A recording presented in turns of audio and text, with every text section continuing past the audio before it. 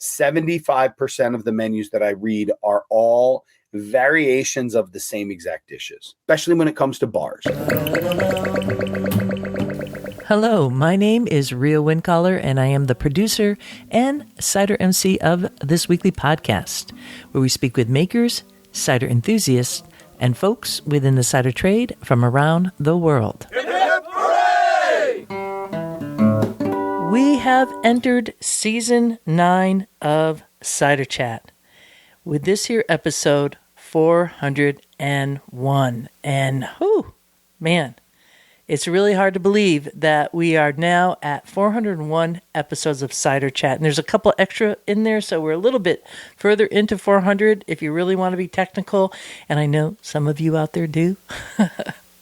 Anywho, this is a great episode because we have celebrity chef Brian Duffy, who you heard bringing us into this here episode. And we'll be having a conversation with him soon.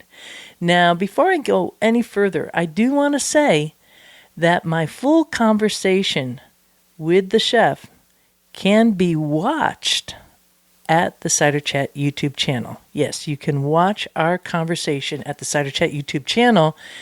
And while you're there, make sure that you subscribe. I just had a wonderful time talking to the chef, and we are talking about cooking with cider and pairing food with cider.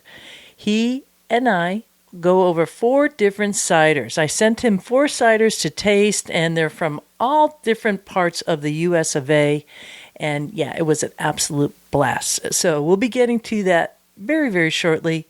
But first, I have a wee bit of news from out and about in Ciderville. In last week's episode titled To Ciderville with Love, everyone was able to hear a bit of a Valentine's card to Ciderville. And if you don't know who Ciderville is, well, for your information, if you're listening here right now, you are considered Ciderville. And besides it being listeners, it's also a place, a moment in time. And everyone out there has their own special spot in Ciderville, at least in our minds here at Cider Chat Central. During that episode, I mentioned that you out there in Ciderville can find a downloadable PDF all on Cider Chat. So consider it an informational flyer. Not really busy, just like the main points. Cider podcasts, tours, a hub to get cider info at the global level. And we put that flyer up there because we wanted to encourage you out there in Ciderville, especially if you have a tasting room or you have a cider shop or you're listening to Cider Chat and you're just an enthusiast and you say, you know what, I know some pretty cool bulletin boards where people who like cider might want to know about this. They might want to learn how to make cider. They might want to learn about apple varieties or how to identify different apple varieties. They might want to learn about pruning and grafting and the whole assortment, the whole list of different options, cider maker profiles, all the different brands. Maybe they're traveling to Estonia and they want to know about Jani Hansu out there and what they're doing, or cider in Poland, or cider in Spain, in Asturias, or in France, or the UK, or Canada, or in Chile, Australia, New Zealand, Japan, Russia. We've been around the map a little bit here, and we keep on going up further. So that little flyer is set up, and we're encouraging folks to download it, and in turn, we will cross-promote. So you see, we're spending a little bit of time just talking about it now because one of our friends did exactly that, and that is our friend Marcel, and I'm going to help you learn how to say the name of his Dutch cidery. It is, let me get the little volume up here, it is De Gertenier. De Gertenier. You got to get a little guttural. Like, try it again with me. We're going to listen one more time. De Gertenier. De Gertenier. When you are speaking Dutch, you want to get at the back of your throat here. So you kind of swallow, and then it's the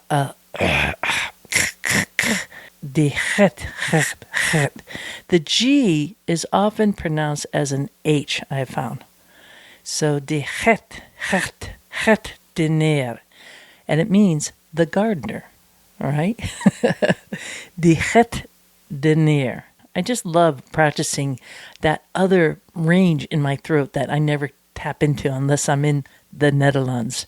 Anywho, Marcel posted the flyer. He put it in his tasting room next to his beautiful bottles. If you want to see a photo of that, please do go to the Cider Chat Facebook page. I'm going to be collecting all the different photos that come our way when people continue to share this at their tasting rooms, at their cider bars, at their cider shop, or maybe you're an enthusiast out there who really likes cider and you think, oh, you know what?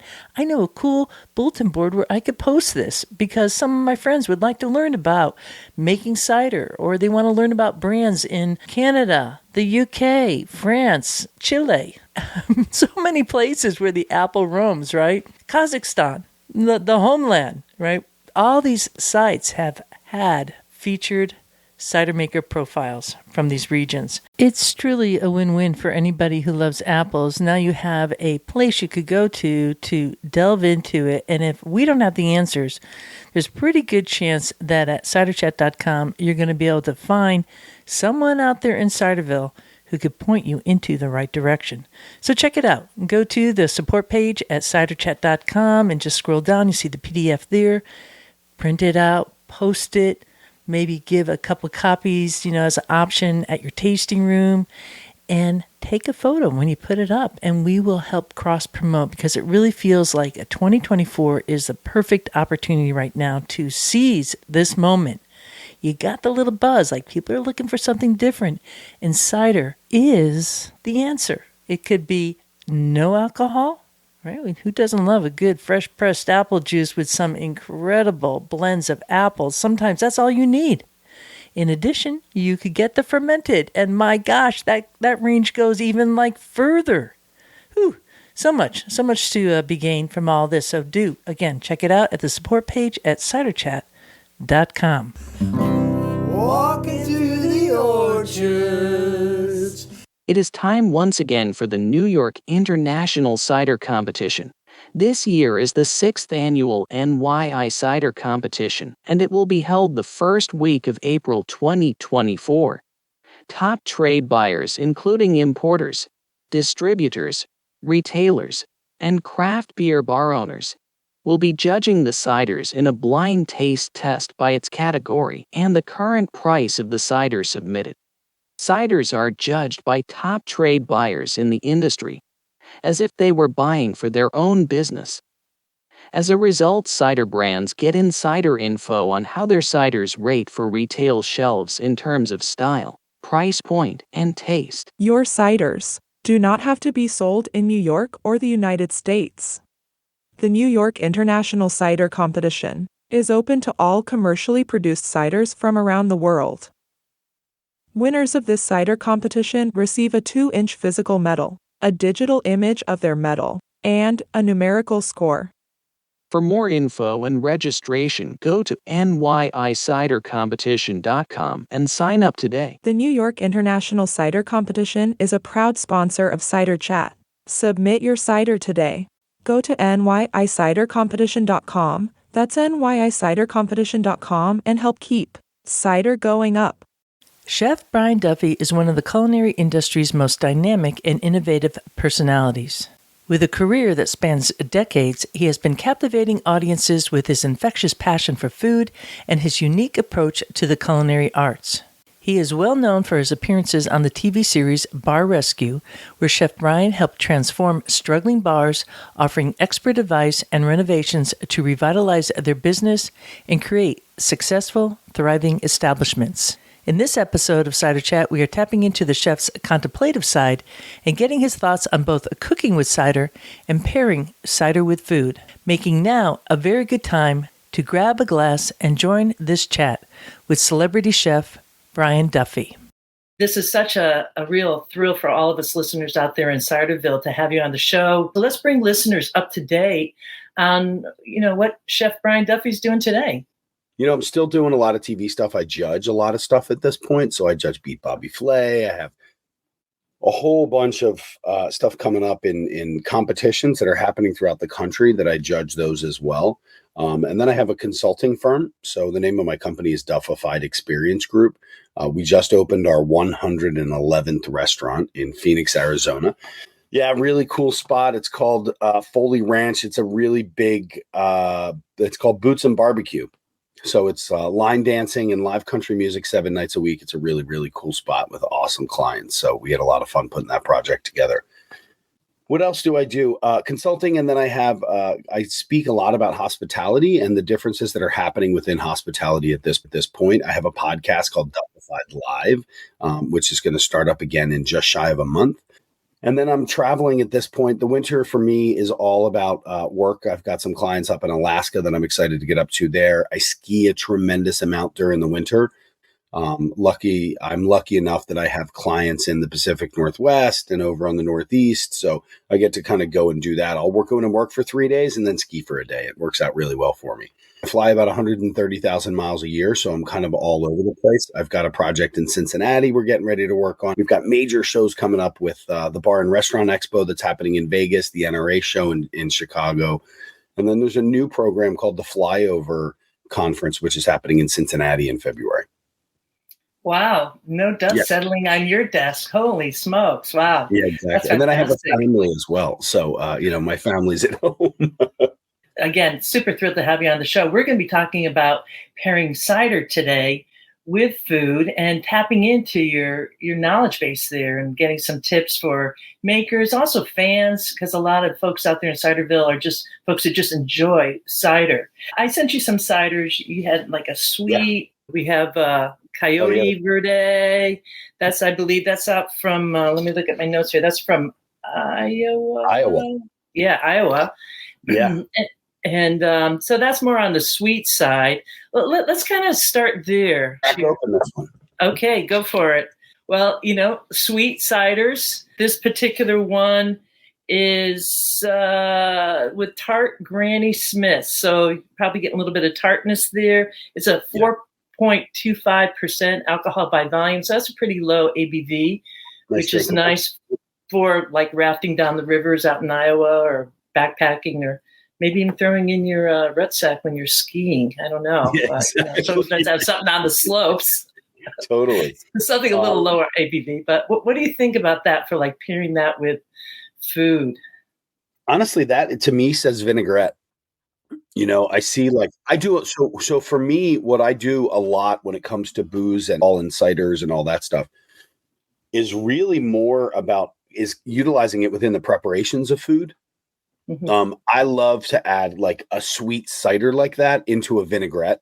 That with some extra virgin olive oil, pureed up shallots and garlic, some chopped fresh herbs, a little bit of rosemary, like that rosemary and apple is so much fun. And then do that with I would actually microplane like a really, really sharp, almost Vermont cheddar right across the top of that. So imagine a cider Caesar vinaigrette with that acid, and then that sweetness would work out really well with that.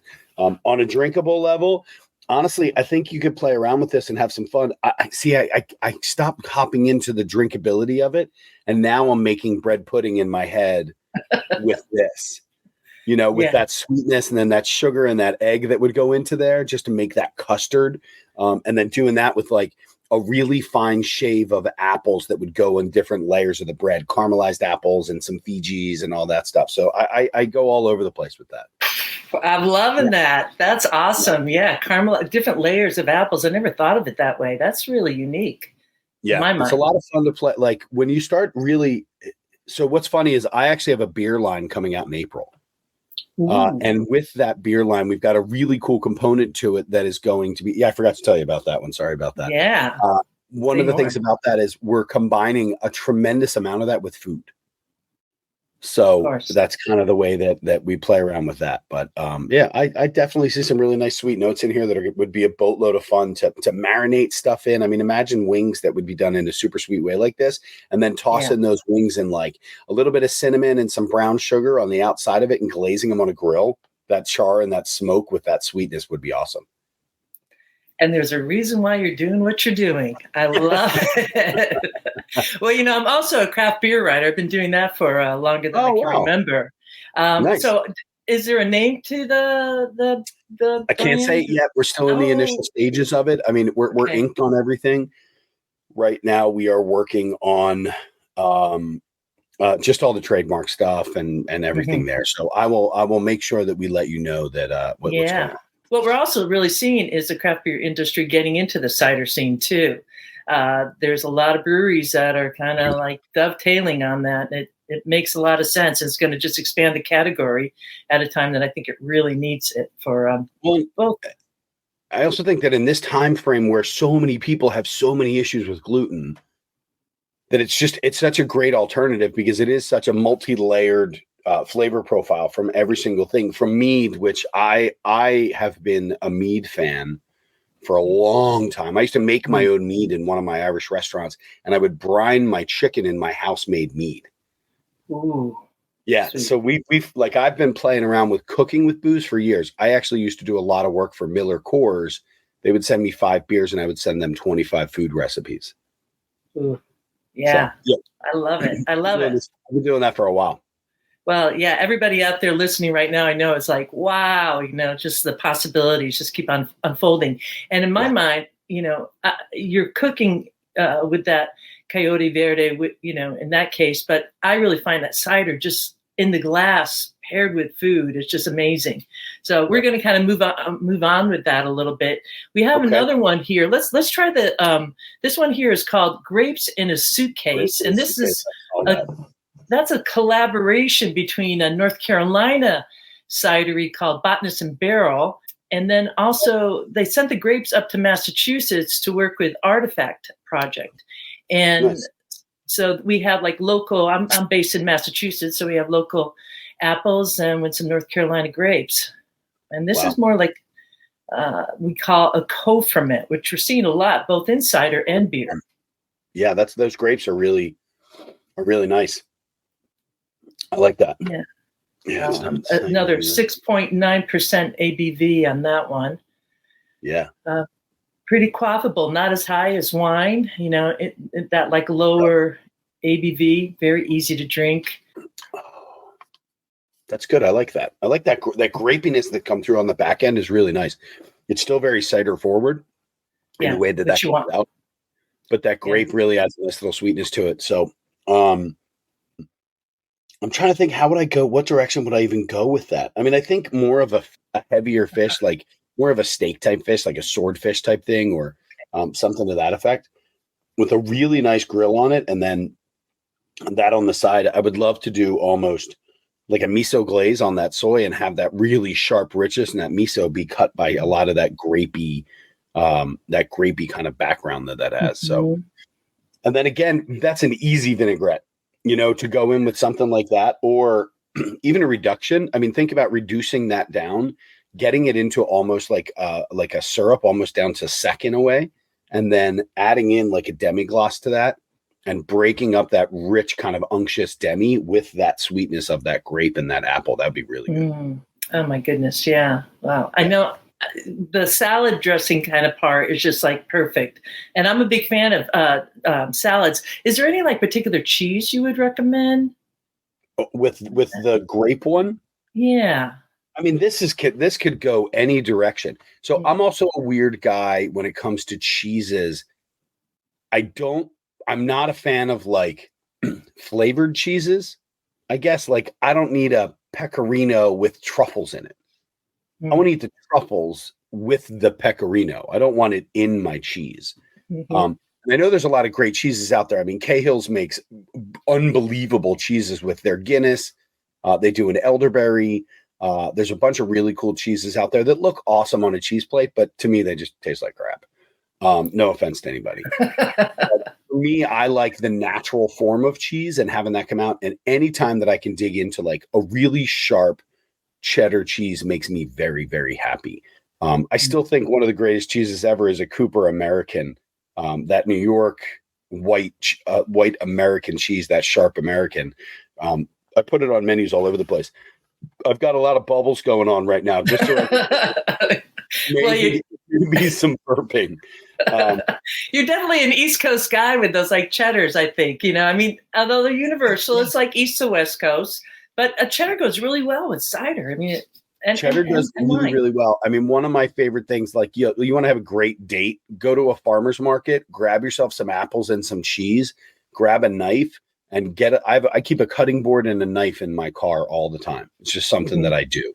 And, I mean, it's a great date. Go sit in Valley Forge Park and sit down with your super hot girlfriend or whatever you want, and sit back and cut apples and lay in the grass. I'm a huge fan of mixing that, like that I love a cheese plate as a dessert. Yeah. You know what I mean? Imagine even kind of going in, if you were able to work out like something super cool with desserts, and adding these into a dessert plate. It's almost like that aperitif that you're going to get, or that final product that you're going to have that's going to sweeten up your meal, sweeten up your palate. Serve this with a big fat chunk of cheese and some good bread, and you're good to go. A couple pieces of fruit on the side, honeycomb, a little bit of mustard to add some acid into that. Like that could go so far with just doing ciders. Imagine doing cider. Here we go. Now I'm going to just keep going. Let it roll. Cider flights. Like I was a part owner of a restaurant that we had, and we partnered with a brewery. And one of my favorite things to do was every single week we would take the beers that we had and we would create. Not only would you get 5 beers in a flight, you would also get 5 different components that would be food that would be paired with that. So your tray had 5 beers on it, and in front of each beer was the bite that you were supposed to have with that. Which, I mean, imagine having a dessert kind of cider situation where you could pour out 2-ounce or 3-ounce pours of these and have different components of a dessert to match with this. So. Yeah, that would really elevate the whole experience. I really like that Coyote Verde. All right. Cool. I mean, I'm not a huge drinker, which is the really funny part. I'm not a huge drinker. But I do love a cider because, one, it's so much lighter. It doesn't make you feel bloated and crappy. Like for me, I have a rule. If I'm going to go out drinking at night, I'm not eating dinner before I go out. I'll eat later on. I'll have my late night meals with my late night beers if that's the direction I want to go. But ciders are one of those things, even at a 4 and a 6%, that you can kind of drink throughout the night and not feel like crap. 100% agree. I am not a big drinker, even though I'm a drinks rider. You learn over time. I want to be able to drink for the long term. So it's more sipping and, letting it have the mouth feel and let it go. And I imagine you have to do the same thing as a chef, right? You have to really watch out. Do you have a go-to? Is it beer or cider, or is it a cocktail? Well, I love it all. I love it all. I do. I love it all. But, I have different things for different times. So I just, was at a cider conference, and then midway in between, late night, I'll have some Calvados to kind of like change my palate, just a little tiny bit, or like an ESB, a beer. I just love the bitters it's like having an endive in the middle of a meal, right? I got you. So just kind of changing it that way. That's how I kind of work it, and sip, because there's so much to sip out there in the world right now. I mean, it's just like a candy store. I can piss off most of your listeners with this one thing. I drink Budweiser. I love Budweiser. I have my entire life. I've never been like an IPA guy or like a really bitter or getting into any of that stuff. I've always just loved a Budweiser. And Budweiser to me denotes when you're done mowing the lawn, or if you're at a football game and, you need to throw some back or something like that. Like that's what that memory is for me. Whereas cider brings me into a culinary world. I think of more of cider. I have a good friend of mine who was the first woman cider owner in New York. Her name was Danielle von Scheiner, and she I know Danielle. Big Apple hard cider. Such a cool chick, like such a great friend. She's awesome. Yeah, she was really cool, and she used to send me her ciders all the time. I don't know what happened with it. We kind of COVID hit and things, conversations kind of stopped. But I don't know whatever happened with that, but I remember I used to love her ciders. So yeah. And it all goes to charity. I've had Danielle on the podcast. I think it's season 2 or something like that. Yeah. It's called Big Apple. And most of her brand, her product is going for like Hell's Kitchen or something really unique that way. I'm taking a picture of us on the podcast right now to send to her. And this will be my post. So there you go. Yay. Yeah. She is super awesome. And life kind of happens. I'm kind of like losing my train of thought here because there's so many things to talk about. Well, I just want to go back to having a lager. You know what I mean? Like I kind of drink the same way. A good Pilsner is quenchable, quaffable, and low ABV is kind of a hot thing right now, right? It's going to Absolutely. like non-alcohol. Every celebrity now has a booze brand. Right. And cocktails are super hot, don't get me wrong. But, I look at my daughters who are 23 and 20, and it's like, they're not big boozers. Booze is just, and it's not like they're big smokers or drugs or anything like that. They're just not big boozers. It's almost like this younger generation is not sucking back the beers. Like I remember, look, I'm 52. There were many a night that I would drink a case of beer when I would go out with my friends. No doubt. 24 beers would happen.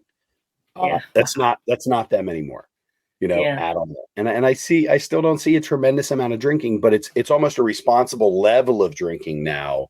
I went to dinner last night. I had a mezcal Negroni. That is my cocktail across the board, is a mezcal Negroni. I think my favorite part about that cocktail is the different variations of flavor it gets as it continues, as that big cube melts. Yeah. Me, that's just a great way to go. And I think, look, I'll keep bringing it back to cider because that's where we are. Like, I love to see combinations of flavors going into things. Like, I love a perfectly mixed cocktail. And I love to see people that are using a beer in a cocktail or using a cider in a cocktail, because it's a really nice mixer as well. And it adds a different complexity to a cocktail. It's a good category to be in, isn't it? The drinks category, because it's infinite. And what I particularly like about cider, and I see with beer, you're sourcing the resources pretty far away. There's some brewers that do it like within 100 miles.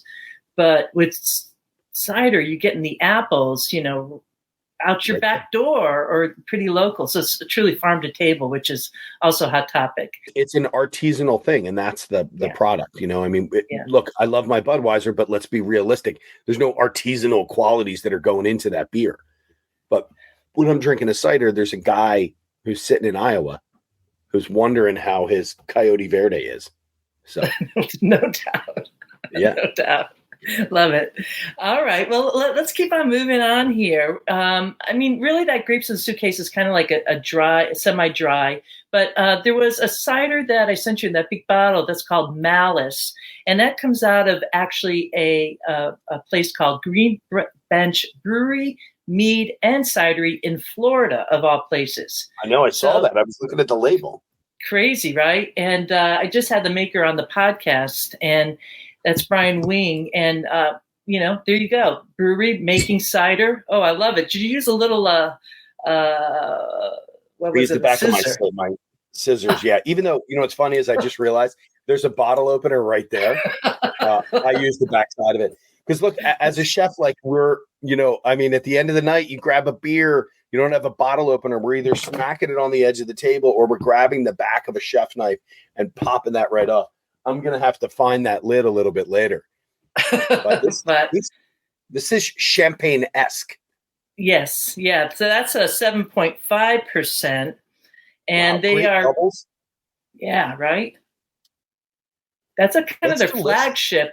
They also make it like, they put stuff in cans too, but this is coming down from New York State, which is like, 2024, right? You can make cider anywhere in the world right now. Yeah. Press it 2 days later, it's there in Florida where there's no apple trees.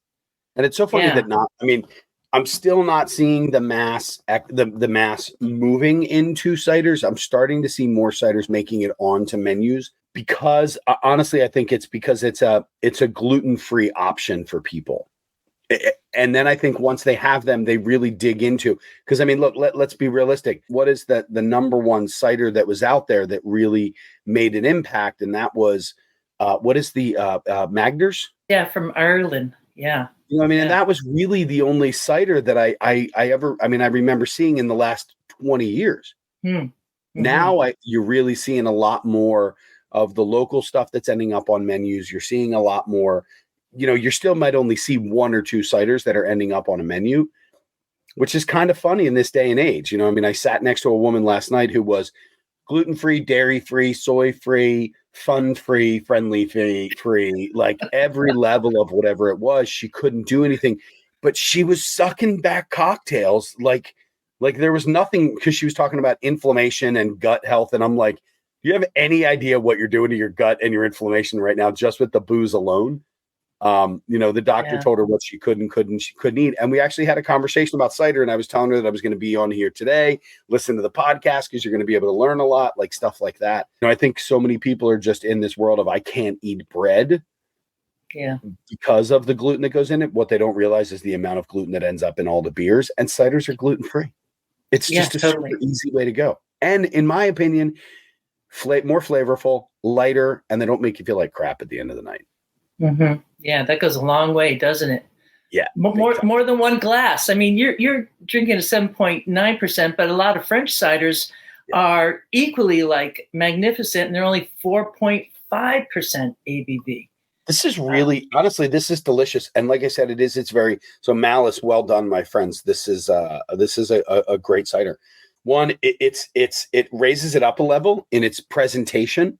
To be able to grab a bottle like this. I mean, you think about the ciders of old, what we were getting them in. We're getting them in that almost Grolsch bottle with that cap, that flip top lid on it, that very heavy brown, manly-esque bottle. When in reality, I mean, I know more women that would drink this and love to have this in front of them.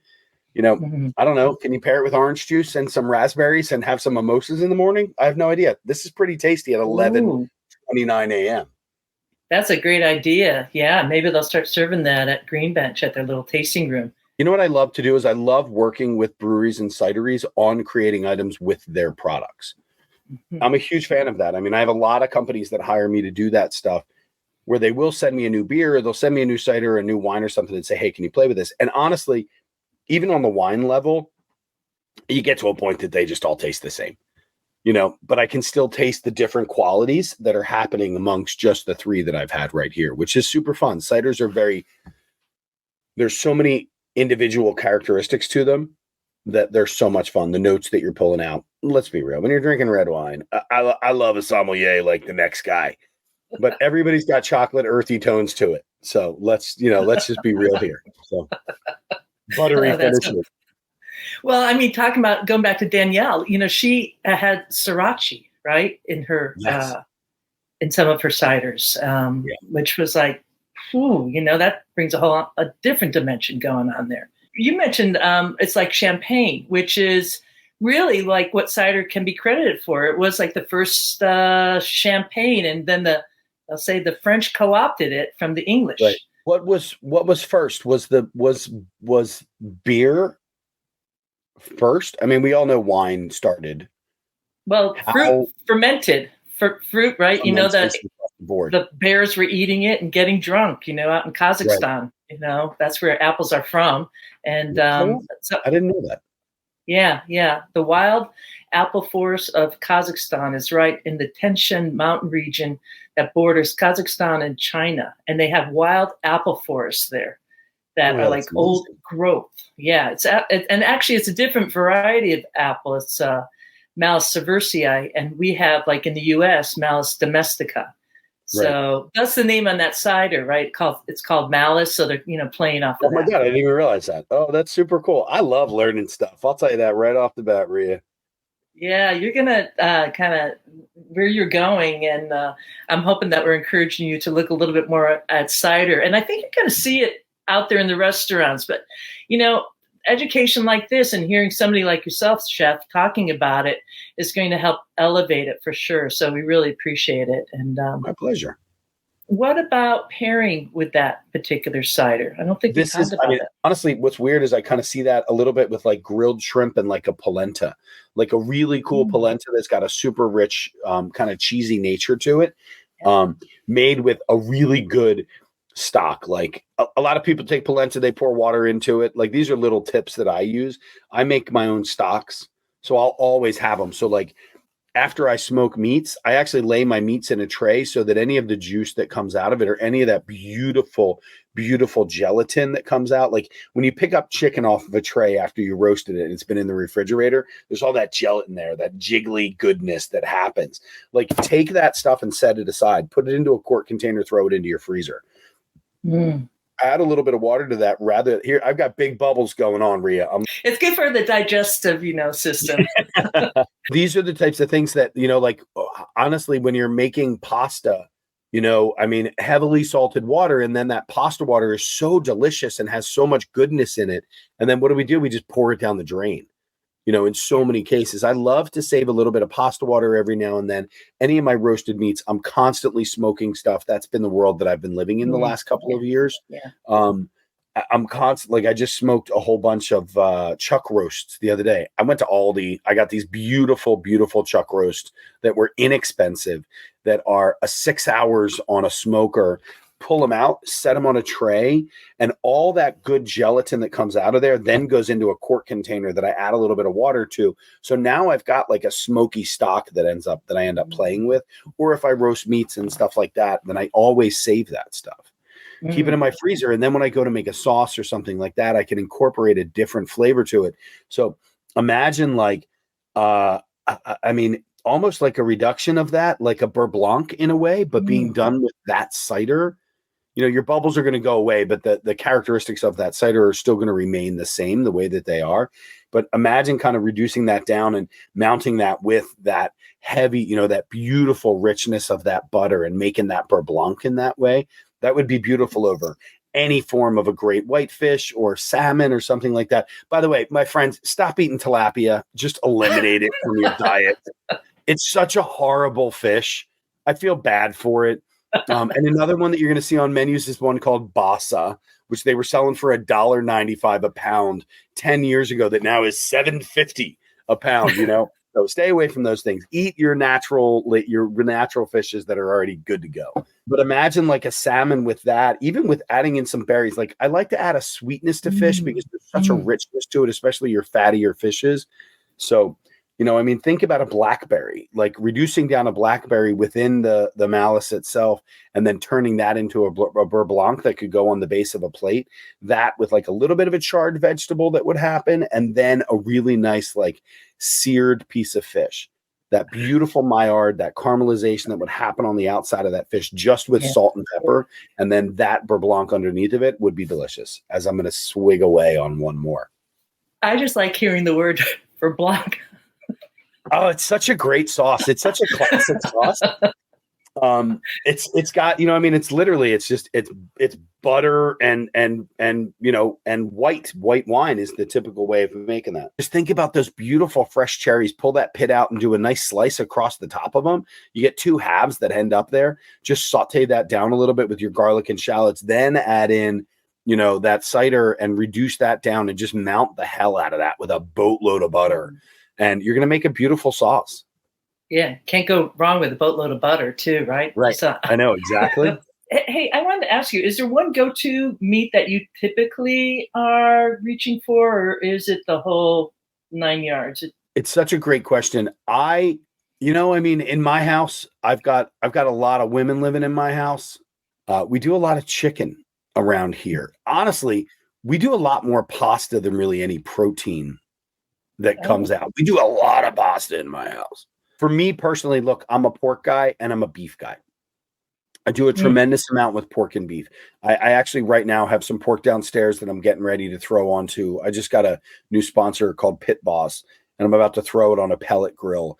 And I've got some beef short ribs down there, and I've got a beautiful chuck roast that's like 2.5 pounds that I'm going to rub. But what's funny is I'm actually going to take some of these ciders today and I'm going to make a marinade for the beef, and I'm going to marinate that beef in the cider.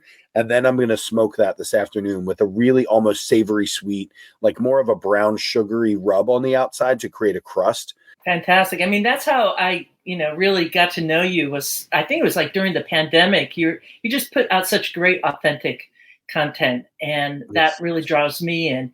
And then seeing, how you're cooking and how you're talking about it, and seeing that you have that new smoker, I'm like, oh wow, like excited to kind of follow along. So I really want to encourage everybody to follow you on Instagram, which is at Chef Brian Duffy, just BRI Duffy, right? Chef CHEF totally worth your time. UFF, Chef Brian Duff. Well, let's go on to talking about pH. Because this is something that kind of interests me. And I'm just kind of curious on your side. I know when I'm out drinking a lot, like sometimes I feel like I almost get a buzz to my body because there's beer and then there's acid. And a lot of bars are serving really high acid food. So is that something that bars pay attention to, and what to do about that if you want to balance that? Everybody's doing the same stuff on their menus. I do a live menu read in Vegas every year. It's a 3-hour long thing. 75% of the menus that I read are all variations of the same exact dishes, especially when it comes to bars. We're not seeing the creativity that we need to see. We're not seeing the locality of where we are. I was just saying, why am I doing butternut squash in New Mexico? It's not an indigenous product. It's not something that is down there, but we're doing butternut squash now, and I'm seeing butternut squash in the middle of the summer. It's like, I hate to say it, it's the same thing as whenever we do burgers, everybody's got to have a tomato on their burger, but let's be real. The Northeast in general, tomatoes suck anytime after September. They're just not good. We're just buying to buy to fill up a plate.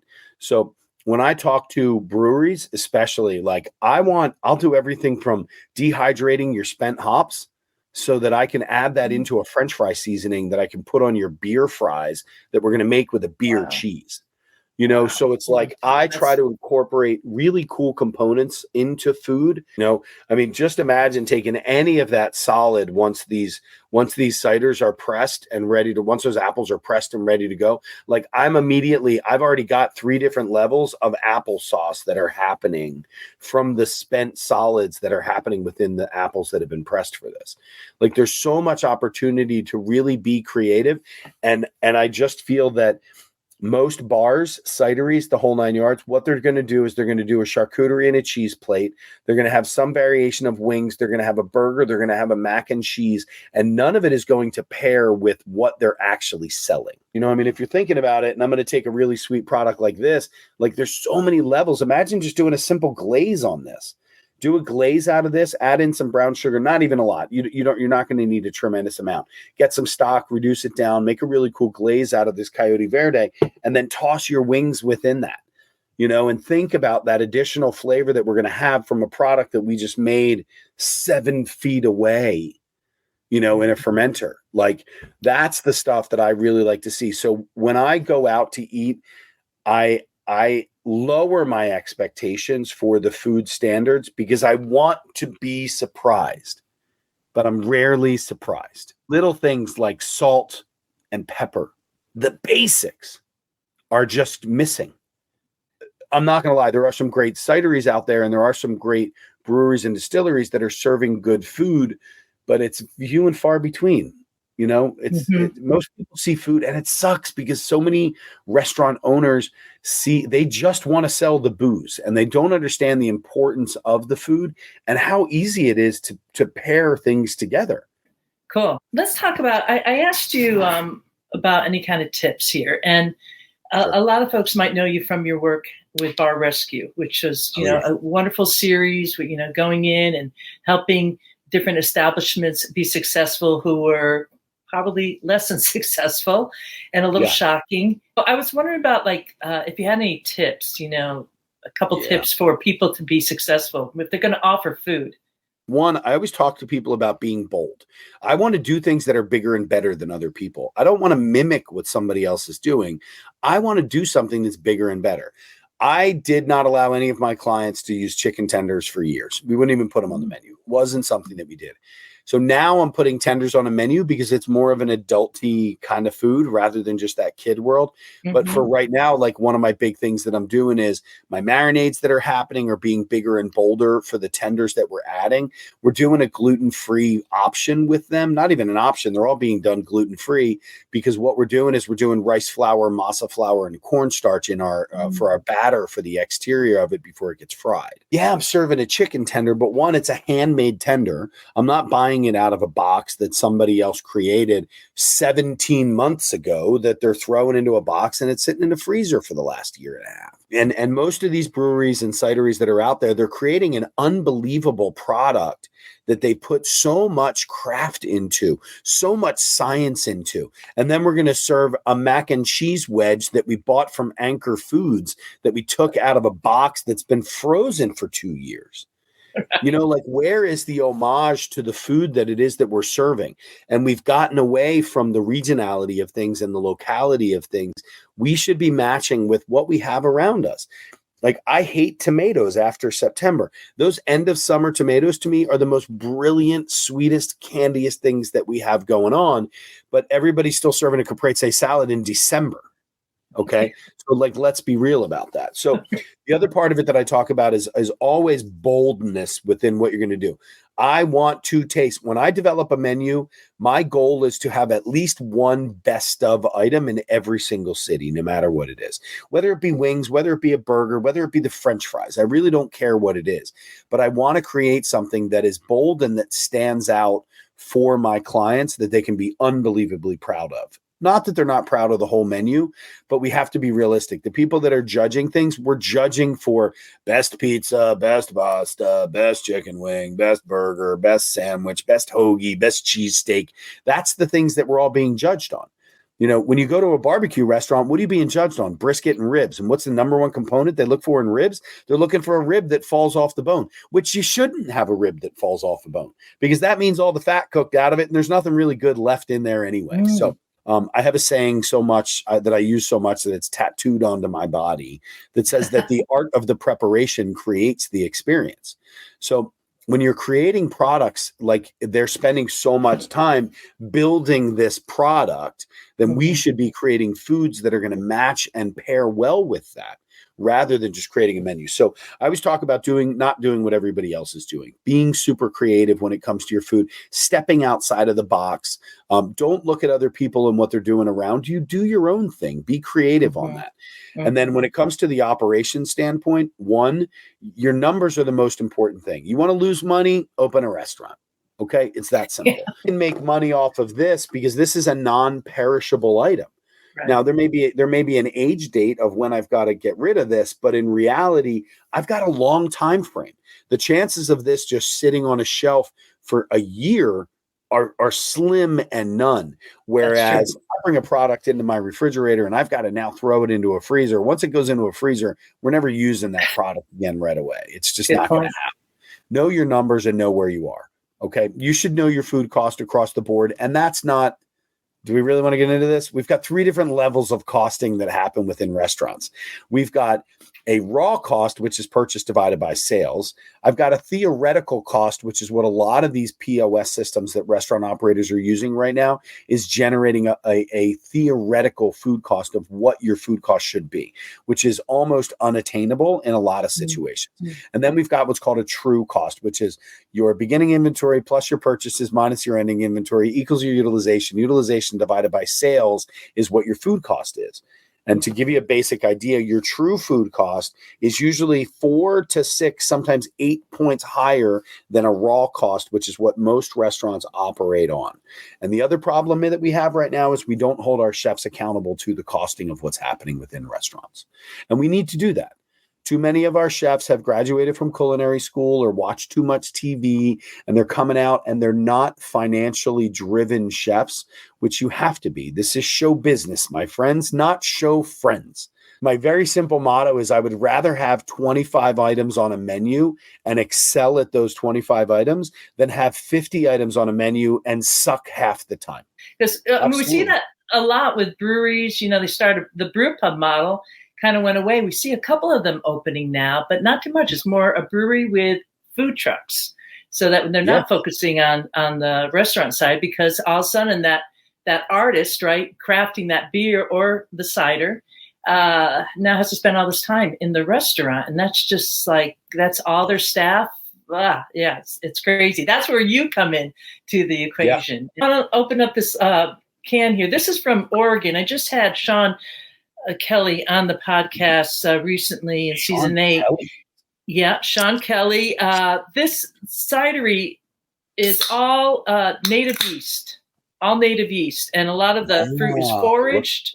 This is not one of their like high-end ciders, but let me see. I got to see. I brought it back from Oregon. Let's see what's going on here. It's a completely different complexity compared to the others. It's very yeast forward. That apple is a secondary component to it.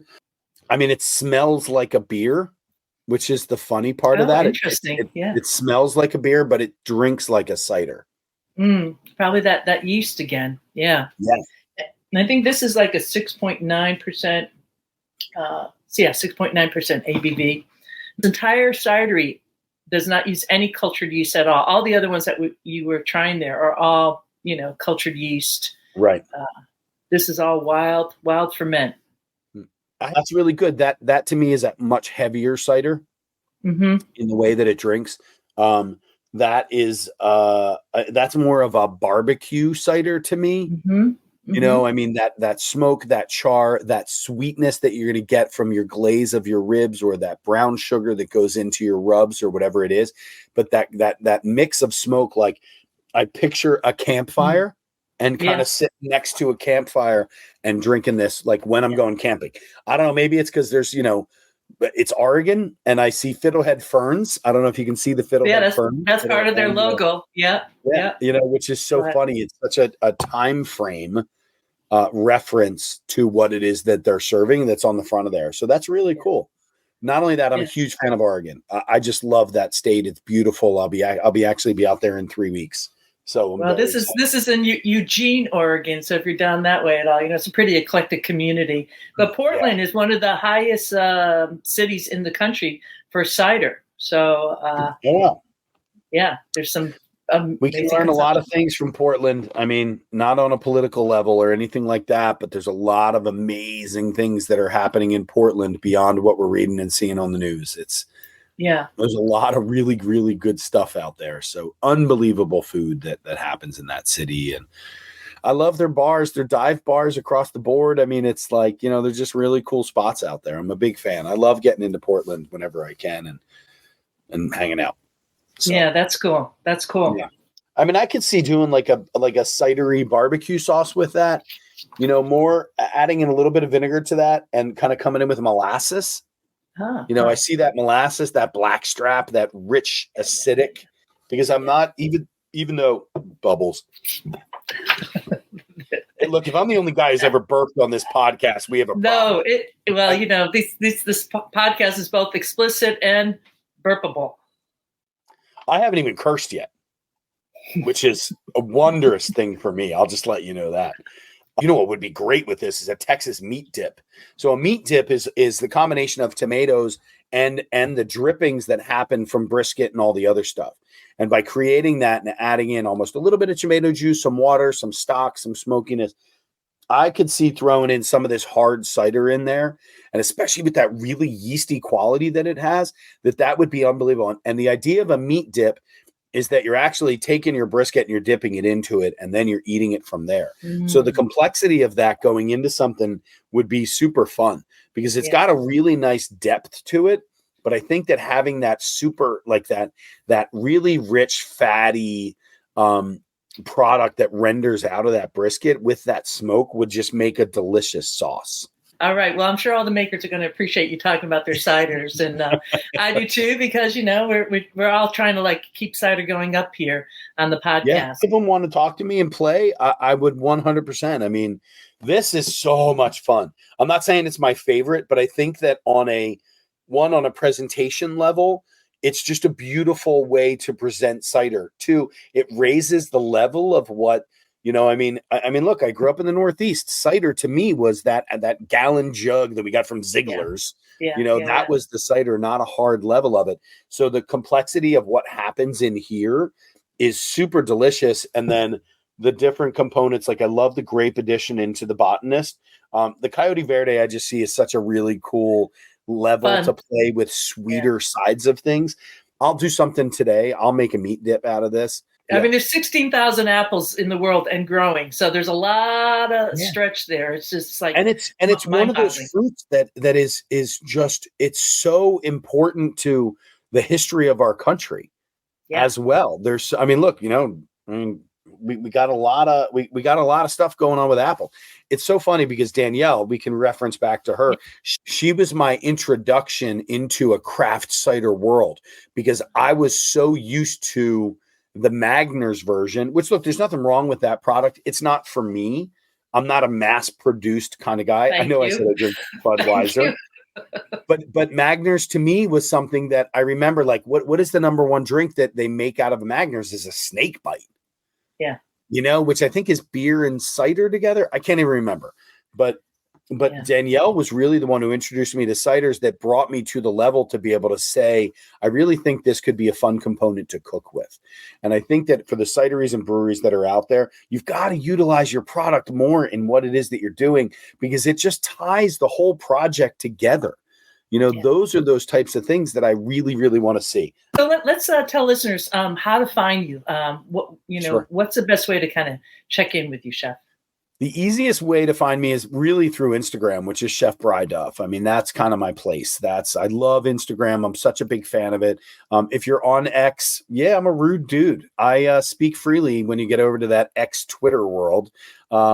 Because what I find over on there is a lot of people are showing me pictures of their food, and I'm very, very honest and very real and straightforward with all that stuff. Facebook, my mother loves some Facebook. She comments on every post that I put up there, and that's all. It's all through Chef Brian Duffy or Chef Brian Duffy. My consulting firm, if you want to reach out, feel free to go to chefbrianduffy.com. That's my website. There's a link at the bottom to reach directly out to us. That's my assistant.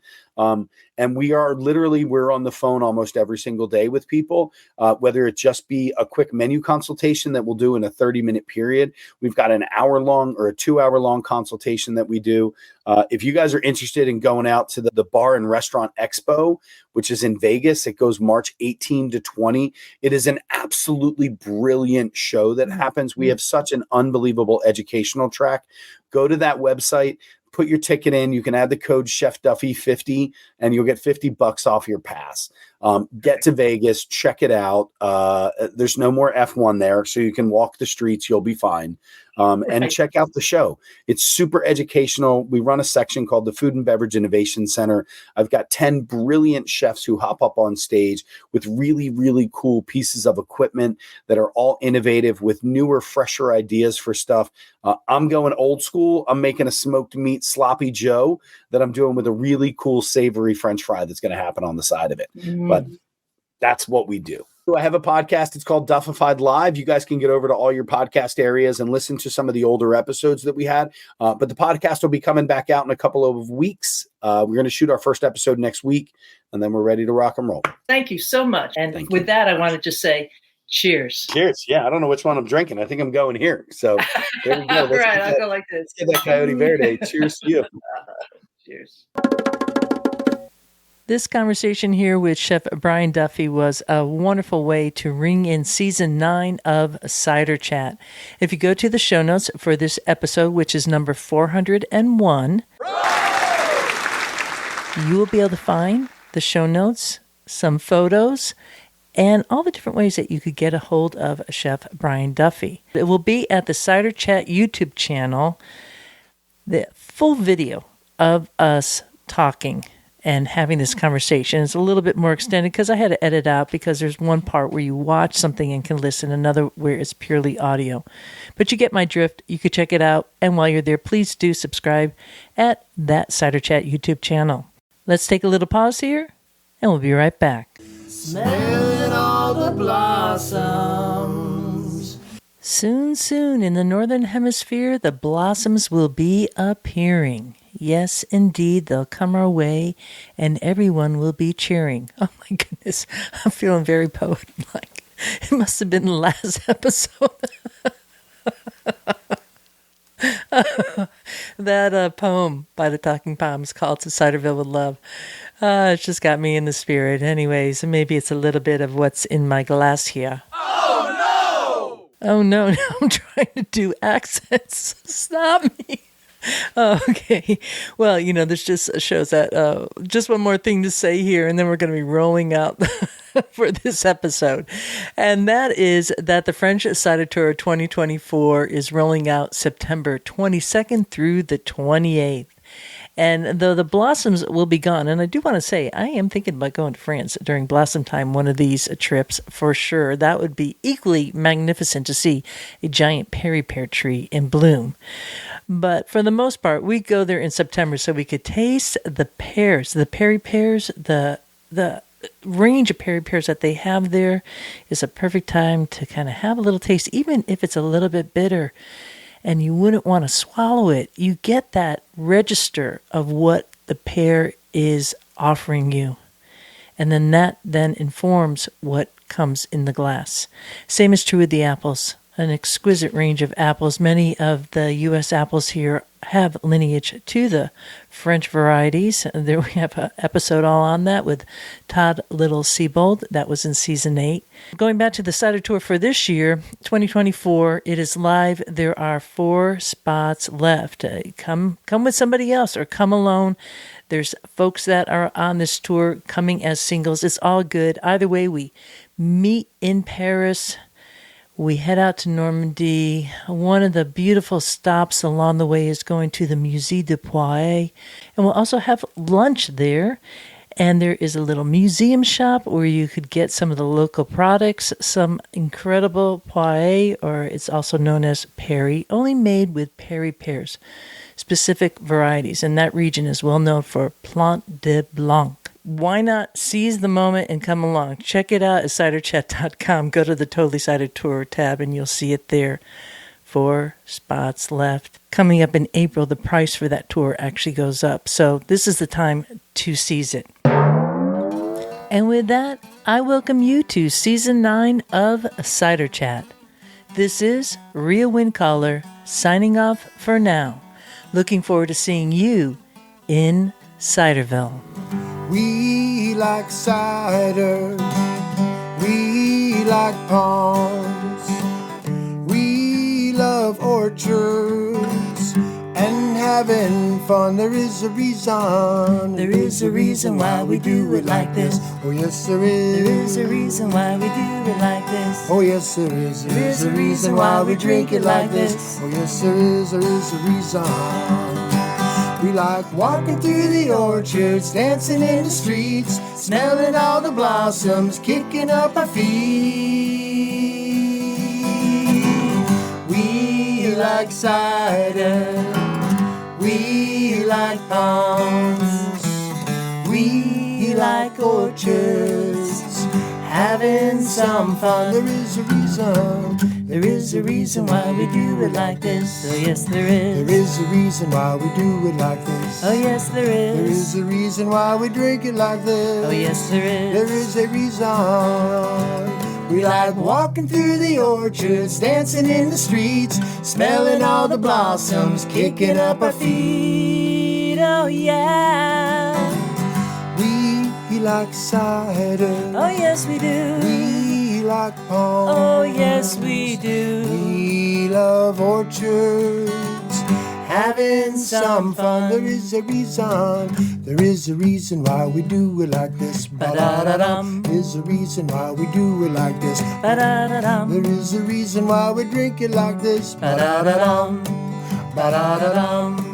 We like walking down the orchards, dancing in the streets, smelling all the blossoms, kicking up our feet. Oh yeah. We like cider. Ba-da-da-dum. We like palms. Oh yes we do. We like orchards, having some fun.